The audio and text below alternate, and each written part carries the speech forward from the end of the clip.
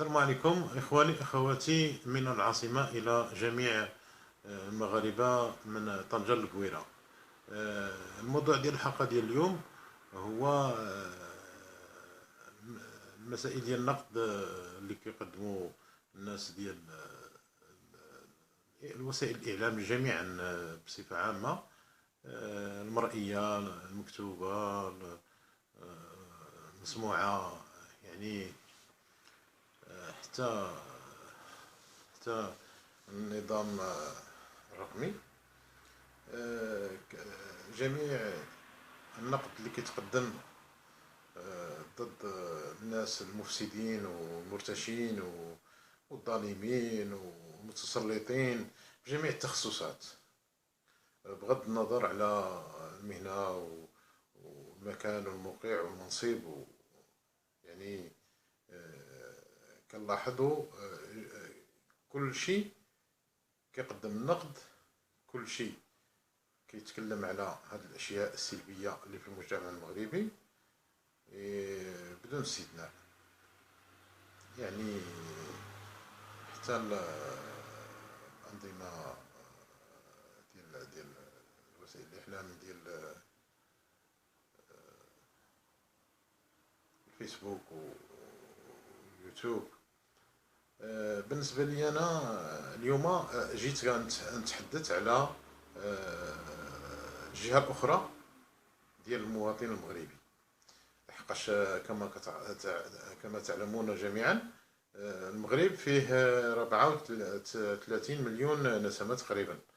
يعني هاد الناس اللي كيتحدثوا عليهم بعض الاخوان وكيقدموا النقد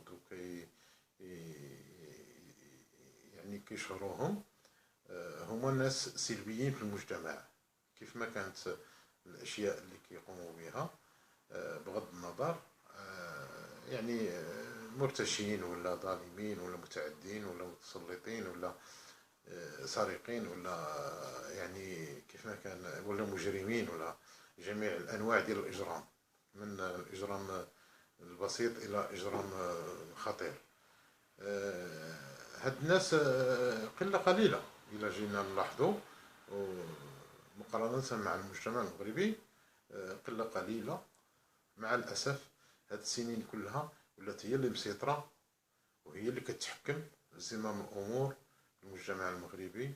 والمجتمع المغربي ولا مربع يديه وكيتسنى شي حد او شي حاجه تجي من السماء هي اللي تدافع عليه على المصالح ديالو، وهي اللي يعني تنصفو وتعطيه الحق ديالو.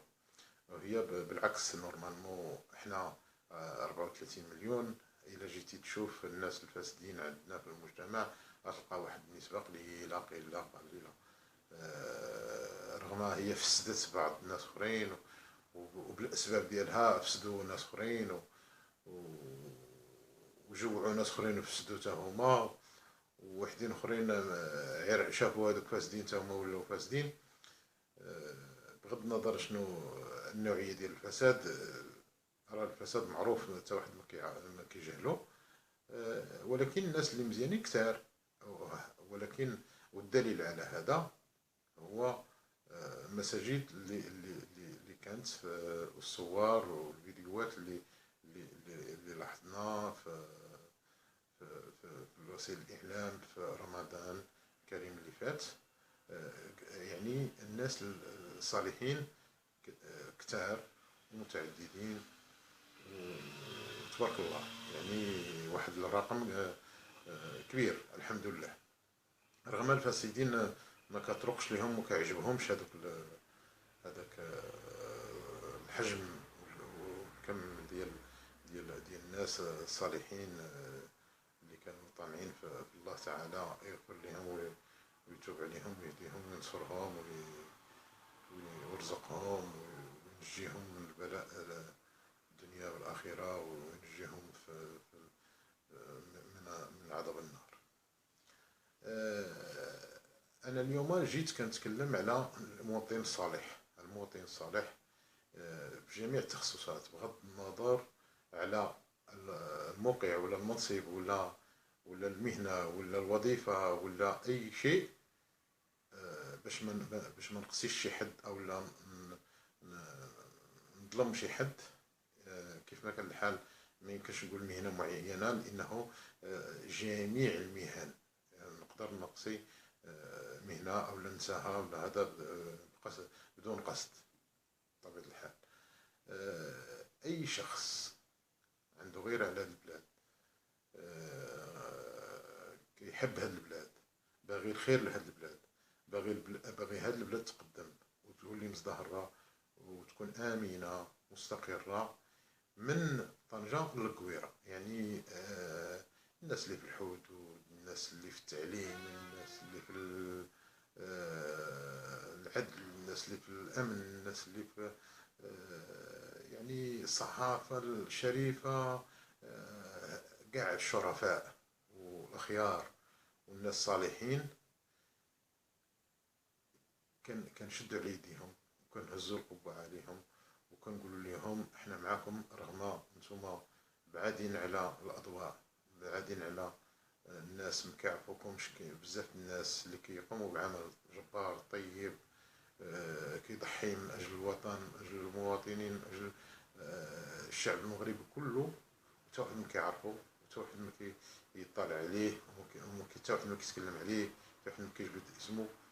حنا كنقولوا لكم ربي اللي غيجازيكم، ربي غيجازيكم في صحتكم، في الابدان ديالكم، في الابناء ديالكم، ان شاء الله، لا في الدنيا ولا في الاخره. كنقدم لكم تحيه جميع الناس الشرفاء، كيف ما كان نوعه، مواطن بسيط، انسان خدام في الخاص، في العام، في شركات، في اي واحد عنده غير على هاد البلاد وكيبغي وكيحب هاد البلاد وبغي هاد البلاد تقدم وبغي لها الخير وكيقوم بعمل معين. اي عمل كتقوم به راه كتفيد به واحد المجموعة ديال الناس، مباشر او غير مباشر. يعني كتخدم وكتصلح وكتدافع على المبادئ والاخلاق ديال هذا المجتمع وديال هذه البلاد، اللي مستمرين هذه المبادئ والاخلاق منذ مئات السنين، وانتم مازال كتدافعوا عليهم وكتعاونوهم. دونك حنا كنشكروكم وكنتمنى لكم التوفيق، وراكم ما منسيينش، وبغينا نديرو يد في يد ونكونوا معاونين. جميع الناس الشرفاء اللي كيبغيو لهذا الخير، اللي كيبغيو الخير لهذه البلاد، راه باستطاعتنا نحصروا الفساد، باستطاعتنا نحصروا المفسدين، باستطاعتنا نزيدوا بهذه البلاد قدام وتقلع تقليعة مليحة مزيانة. راه البوادير بدات كتبان ديال المغرب متقدم متحضر مزدهر آمن مستقر، من الناحية الاقتصادية، من الناحية السياسية، من الناحية الأمنية. الحمد لله الحمد لله الحمد لله. وكنشكروا جميع الناس اللي قدموا لهذه البلاد من بعيد ولا من قريب، جميع المواطنين المغاربة وحتى الناس اللي ماشي مغاربة وباغيين الخير لهذه البلاد، كنشد على يديهم وكنحييهم وكنقول لهم كنشكركم بزاف، لانهم باغيين لهذا الخير للبلاد، وراه ممكن نتآلفوا ونتضامنوا ونديروا يد في يد ونزيدوا بالمغرب قدام. راه حتى حاجه مصيبه. وشكرا جزيلا لجميع جنود الخفاء، كيف ما كان المهمه وكيف ما كان العمل وكيف ما كانت المهنه وكيف ما كان المنصب وكيف ما كان الموقع ديالك، وفي اي بلاصه في اي مكان كتدافع وعندك غير على هاد البلاد وباغي لهاد البلاد الخير وباغي لهاد الشعب الخير. كنشكروك وربي هو اللي غيجازيكم. وشكرا.